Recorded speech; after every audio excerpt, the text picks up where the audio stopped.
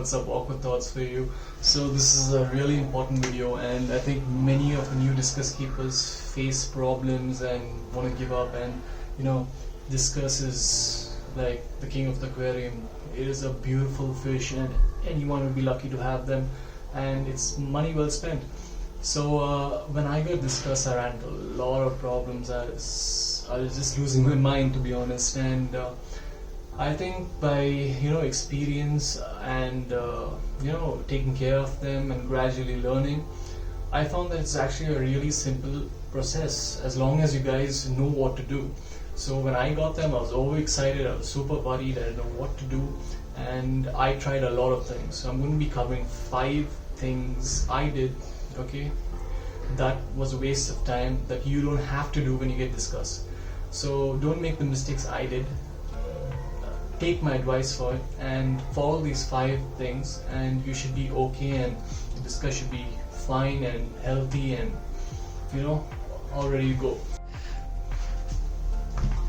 So number 1, the biggest mistake I feel I made is when I first got them is just buying tons of food and trying to feed them that, and they never used to eat. So that was a huge mistake I made, and I would suggest, if you want to avoid this mistake, talk to the seller you're buying it from and ask him what they were fed when they were small, and I can guarantee you guys 100%, okay, they will eat what they ate from what they're fed from small, because they're really fussy fish. And even when you're feeding them new foods, you have to gradually put little bits here and there with the food they normally eat. What I find best is brine shrimp and your classic beef heart or your turkey heart or goat heart, whatever you guys prefer, and that should do it for them. And you can slowly feed them Vibra bites and Biogold and other things like that. So yeah, so don't make that mistake and waste tons of your money buying different foods and testing it out. It's a waste of time, guys. It's gonna waste your resources, so don't do that. Okay, so that's covers point number 1. So point number 2. Now when it comes to water, I knew that they need a lot of water changes, and I was pretty confused, but currently I'm surviving with 1 water change weekly, which is 50%, and they seem to be pretty good. They're a little scared now because I'm sitting over here, but they do pretty well. And you can see some footage of them having a feast. So you have to realize, guys, now it is indeed important that you do regular water changes, but don't get me wrong again, like you can do water changes maybe once a week too, as long as you gravel vacuum your aquarium, especially in a planted tank. Gravel vacuum the place properly, and you can get away with a 150% water change every week. It'll be better if you can do more water changes, but that's my advice. And initially the mistake I made is I used to mix tap water and RO water. So I made a big mistake because my tap water was not really that great, and I think that really led to a little downfall in keeping discus for me.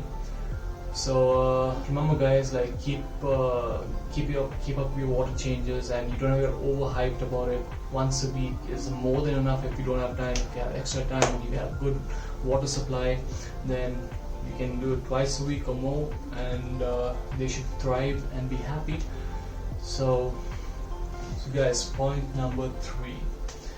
Now I know this might not come as a shocker to you guys, but everyone needs a master kit, especially with these guys, because these guys really need it, and you have to know what's in your water, and your water chemistry is good and so forth.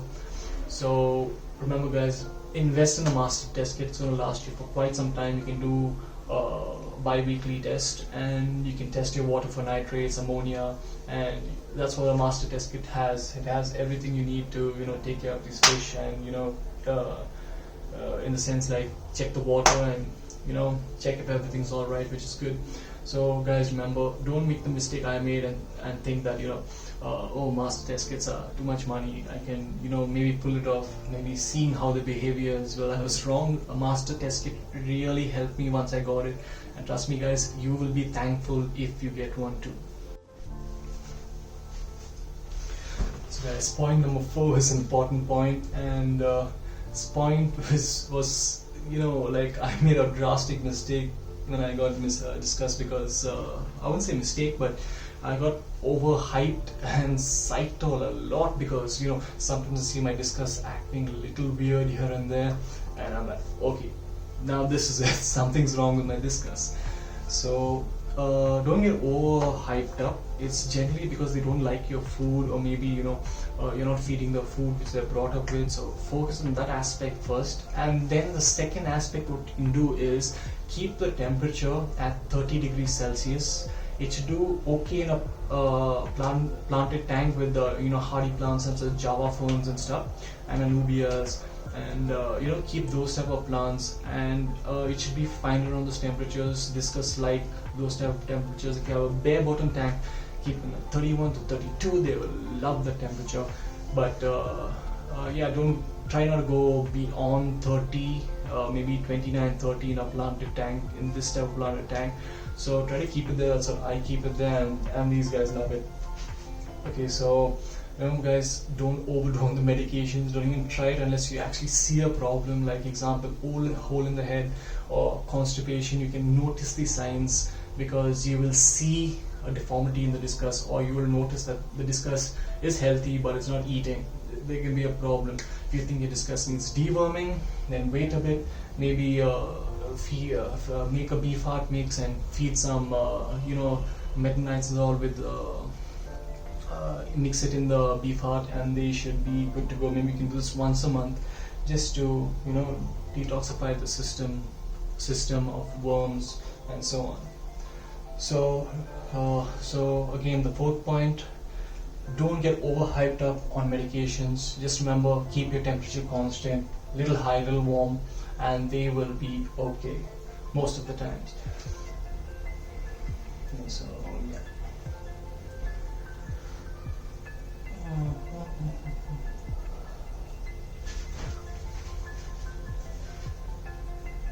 So point number 5, my final point, is kind of an obvious point for everyone, and any experienced fish keeper will know this is one of the main points that you can ever have in a fish tank, which is filtration and a cycle tank.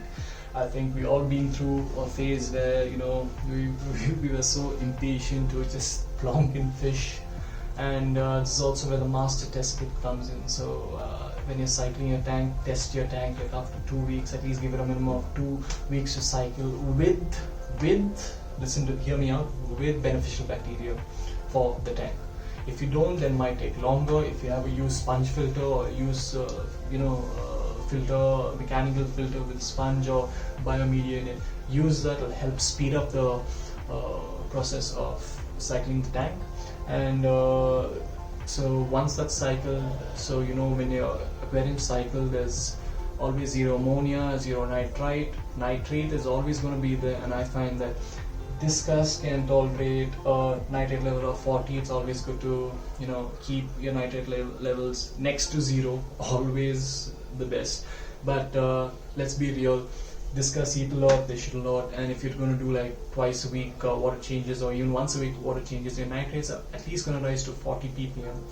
Okay, and yeah, so it's not overly harmful. They'll still thrive, grow, and maybe not in the optimum conditions, but I wish I could keep them optimum conditions, but I don't have the time to come home and do yearly water changes, or bi-weekly water changes. I keep it simple, do one water change a week, and that's good. So for your filtration, remember, get a nice canister filter. You can even go for the Sunsun canister filter. It's on the low end, but if you can invest in a better filter, get a better filter. It's always worth the filtration. Filtering is really important. You'll be surprised how much muck collects in the filter, like after a month, or maybe even after a few weeks, like 2 weeks or so. So remember guys, get a good filter. Make sure your tank is cycled. Make sure you have biomedia inside. Make sure you have media that is nitrifying and eats up nitrates and ammonia. So make sure you have all that in your tank, along with your sponge filter to collect debris, and I think you should be good to go, as long as you keep these simple points in mind. I think you'll love discuss. It doesn't have to be so hard. These guys are beautiful fish. Everyone loves them. I love them, and it's worth the effort. Just sit back, have a coffee, and look at them like I do every day. These guys are pretty shy right now, but yeah, they're pretty aggressive to one another too, and yeah. So they start laying eggs, and I think I had these babies for around 4 months now, and the first month was total hell. Yeah, guys, all well, and they seem to be good. So cheers, guys. Hope you enjoyed the video. Hope it really helped you guys, and hope it encourages people who want to get discussed to really get discussed, because it's not hard at all as long as you put in a little effort, you know. And yeah, that's about it. So thank you guys for watching. Hope you liked the video. If you did like the video, please do give it a like, subscribe, and turn the notification bell on. I'll be making more helpful videos about things that I have encountered. It's all based on my experience, and I'm just sharing my experience with you, nothing more than that. Everyone has different experiences. This is my experience, and that's all that is, and hopefully it helps people out there. So cheers.